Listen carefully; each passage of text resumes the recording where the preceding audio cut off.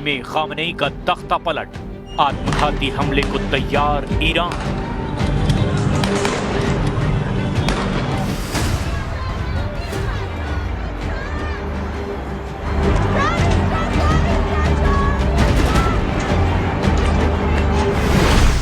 दो हफ्ते से ईरान इसी तरह से चल रहा है। सड़कों पर लाखों की तादाद में ईरानी आवाम सुप्रीम लीडर अली खामनेई का तख्ता पलट करने पर उतारू है। ईरान के सभी 31 प्रांतों में मौजूद ईरानी सरकार और 37 साल से चले आ रहे खामनेई शासन को खत्म करने के लिए ईरान की आवाम सड़कों पर उतरी हुई है और अब जान तक देने को तैयार है। कुछ रिपोर्ट्स में दावा किया गया कि 86 साल के ईरानी सुप्रीम लीडर अली खामनेई को एहसास हो गया है कि ईरान से उनका शासन जा सकता है। दावा तो यहां तक किया जा रहा है कि अब महंगाई, बेरोजगारी और रियाल की कीमत में भयंकर गिरावट को लेकर के जो भी प्रदर्शन शुरू हुए थे वो अब ईरान से खामनेई शासन को उखाड़ फेंकने के मकसद में बदल चुके हैं। इधर खामनेई ने प्रदर्शनकारियों को दंगाई और गुंडा कहना शुरू कर दिया है, जबकि ईरान के जनरल प्रोसिक्यूटर काज़ेम मोवादेह आजाद ने हिंसक प्रदर्शनों में शामिल प्रदर्शनकारियों को खुदा के खिलाफ युद्ध छेड़ना कह दिया। ईरानी प्रदर्शनकारियों ने रात में ईरानी शहर मशहद में एक मस्जिद में भी आग लगा दी। इधर ईरानी सरकार और शासन ने अमेरिकी राष्ट्रपति ट्रंप की तरफ से हमले की धमकी के बाद से ये कहना शुरू कर दिया कि अब ईरान कभी भी इजराइल और अमेरिका दोनों पर हमले कर सकता है और ईरान की तरफ से ये हमले बेहद विनाशक होंगे। जानकारों का दावा है कि अगले 100 घंटे में खामनेई के शासन को खत्म करने की पूरी कोशिश हो सकती है, जबकि खामनेई शासन अपने वजूद को दांव पर लगाकर अमेरिका और इजराइल पर एक साथ बड़ा हमला कर सकता है। ये हमला ईरान के लिए किसी आत्मघाती हमले से कम नहीं होगा, क्योंकि ऐसे हालात में अमेरिका और इजराइल ईरान को बुरी तरह से तबाह कर सकते हैं। ईरान में सर्वनाश शुरू, खामनेई के खिलाफ खूनी जनक्रांति। ईरान में बीते 3 दिनों से प्रदर्शनकारियों के खिलाफ हो रही कार्रवाई बेअसर नजर आ रही है।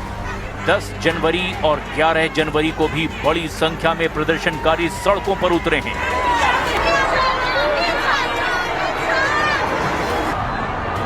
चश्मदीदों के बयानों से पता चलता है कि सरकार ने प्रदर्शनकारियों पर अपनी कार्रवाई तेज कर दी है।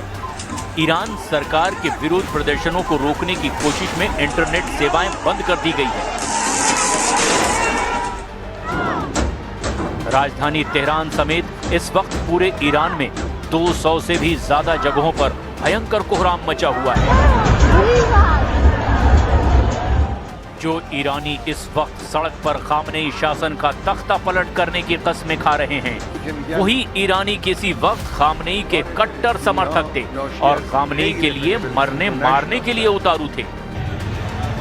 लेकिन 28 दिसंबर 2025 से महंगाई, बेरोजगारी और रियाल की गिरती कीमतों ने प्रदर्शन को ऐसे भड़काया कि अब ईरान पर 44 साल से सत्ता का केंद्र रहे खामनेई शासन को ही उखाड़ फेंकने की कस्में खाई जा रही है। ईरान में हालात बेहद तनावपूर्ण और विस्फोटक बने हुए हैं।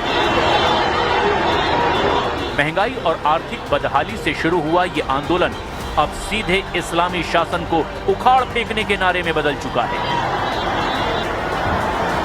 ईरानी शासन के सख्त आदेश और कानूनी कार्रवाई ने अब ईरान में हालात और बदतर बना दिए हैं। ईरानी शासन ने प्रदर्शनों को कुचलने के लिए जीरो टॉलरेंस की नीति अपनाई है। हिंसक प्रदर्शन को काबू करने के लिए ईरान की पुलिस के साथ साथ IRGC को भी सख्ती से निपटने के आदेश दे दिए गए हैं।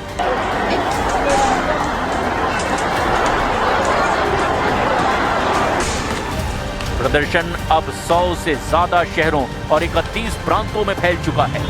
14 दिन से चल रहे हिंसक प्रदर्शनों में 14 जनवरी 2026 तक के आंकड़ों के मुताबिक अलग अलग दावे किए जा रहे हैं। अमेरिका स्थित मानवाधिकार कार्यकर्ता समाचार एजेंसी यानी HRANA के मुताबिक अब तक के कम से कम 116 लोगों की मौत की पुष्टि हो चुकी है। कुछ मीडिया रिपोर्ट्स और स्थानीय डॉक्टरों जैसे कि तेहरान के अस्पतालों से मिली कुछ और जानकारी में दावा किया गया कि मरने वालों की संख्या 217 से ज्यादा हो सकती है। रिपोर्ट का दावा है कि मारे गए लोगों में कम से कम 37 सुरक्षा कर्मी हैं, जिनमें IRGC, बसिज मिलिशिया और पुलिस अधिकारी भी शामिल हैं। मशहद, हमदान और बंदर अब्बास में भी प्रदर्शनकारियों और सुरक्षा बलों के बीच में हथियारों के साथ झड़पें हुई है। अब तक 2600 से ज्यादा लोगों को ईरानी बलों ने हिरासत में ले लिया है। ईरानी सरकार आधिकारिक रूप से मौतों की संख्या नहीं बता रही है और प्रदर्शनकारियों को आतंकवादी या फिर विदेशी एजेंट बता रही है।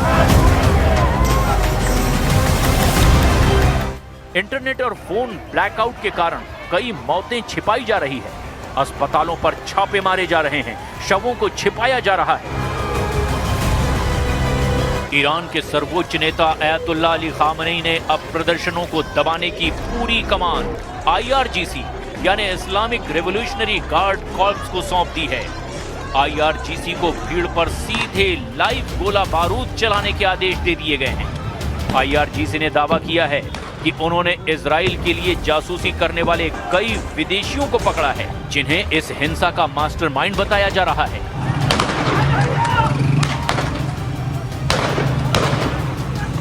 با خون چند صد هزار انسان شریف روی کار آمده در مقابل کسانی که تخریبگرند جوانهای ما را طعمه مرج خودشون قرار دادن و تعداد زیادی از مردم عزیز ما را با این روش به کشتن دادن. پلیس هم با توجه به اینکه سطح را از این پس سطح اغتشاش فقط می‌داند با اغتشاشگر قاطع ईरान में खूनी जन क्रांति, खुदा के खिलाफ युद्ध छेड़ा।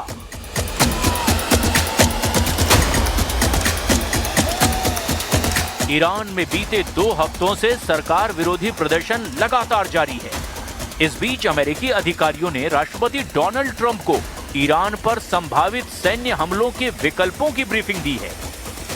अमेरिकी मीडिया रिपोर्ट्स के मुताबिक अगर ईरान सरकार प्रदर्शनकारियों पर कार्रवाई करती है तो ट्रंप सैन्य कदम उठाने पर गंभीरता से विचार कर रहे हैं। अधिकारियों ने बताया कि राष्ट्रपति ने अभी अंतिम फैसला नहीं लिया है। हालांकि ईरान में जो प्रदर्शन चल रहा है उसे पश्चिमी देश ईरान में खामनेई के खिलाफ एक बड़ी जनक्रांति बता रहे हैं, जो अब खूनी हो चुकी है।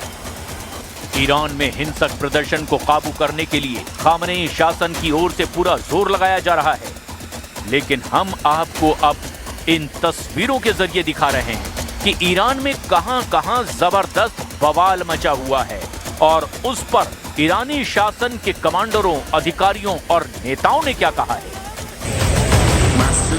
ईरान में हिंसक प्रदर्शनों की आग सरकारी इमारतों के साथ साथ मस्जिदों तक पहुंच चुकी है।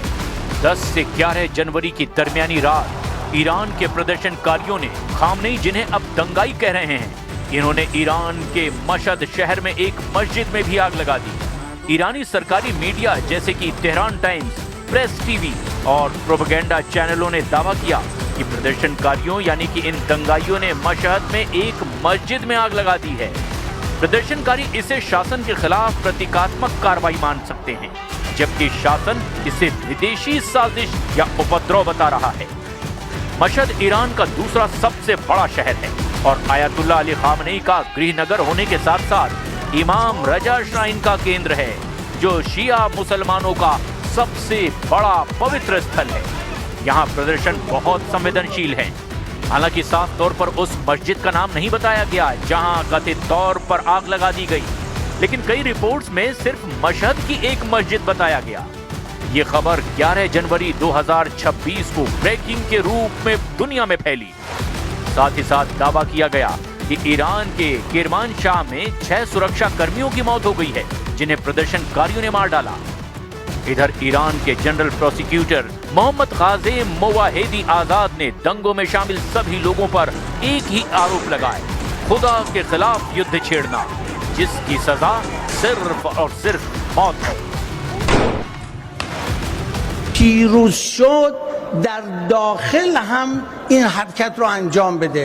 چون اون شکست خورد این حرکتش ابتر ماند ولی 2 مرتبه با یک فاصله زمانی این جنگ رو آغاز کرد و با سوء استفاده از یک اعتراض به جای خواسته به حق مردم بر این موج سوار شد.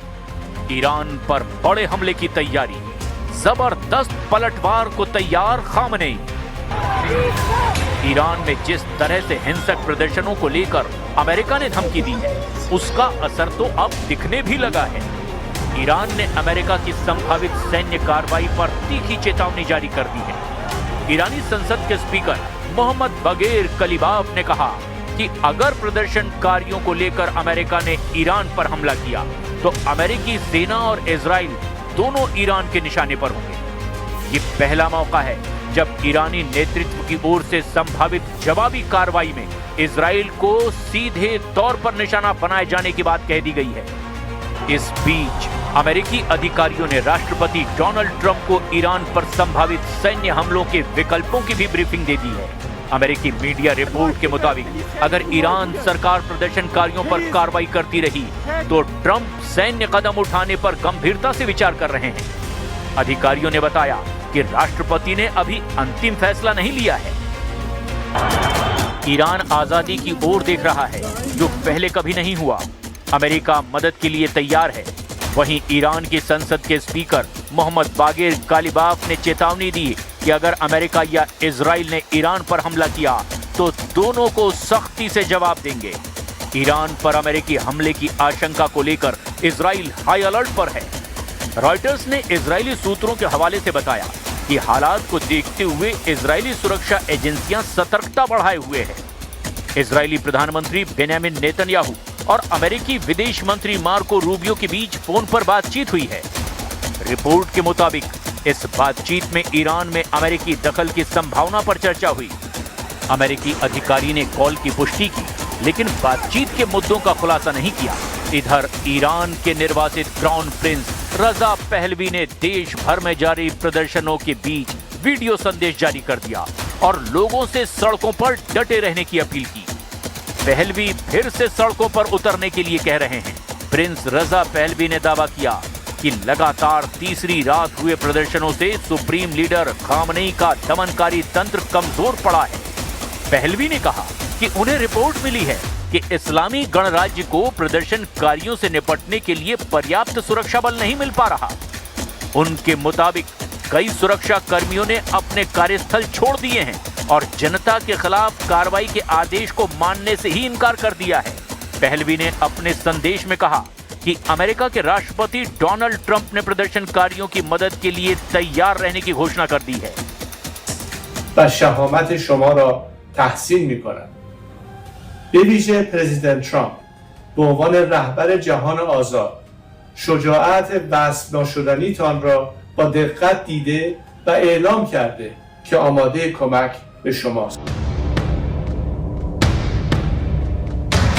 ईरान में जारी 2026 की जनक्रांति अपने सबसे निर्णायक मोड़ पर है। अयातुल्लाह अली खामनेई का शासन अब अस्तित्व की लड़ाई लड़ रहा है। ईरानी शासन अब प्रदर्शनों को दंगे से बदलकर विद्रोही आक्रमण के रूप में पेश कर रही है। आने वाले 48 घंटे में हो सकता है कि प्रमुख शहरों जैसे तेहरान, मशहद और तबरेज में सेना या फिर IRGC पूरी तरह से नियंत्रण में ले ले और शूट एट साइट यानी देखते ही गोली मारने के आदेश जारी कर दे। पकड़े गए प्रदर्शनकारियों के खिलाफ तुरंत मुकदमे के जरिए सरेआम फांसी की सजा शुरू की जा सकती है ताकि जनता में खौफ पैदा हो। लेकिन अगर ऐसा होता है तो अमेरिका और इजराइल इस मौके का फायदा उठाकर ईरान पर चुनिंदा टारगेट और हस्तियों पर भी बड़ा हमला कर सकते हैं। कुल मिलाकर ईरान के हालात पूरी तरह से बेकाबू नजर आ रहे हैं।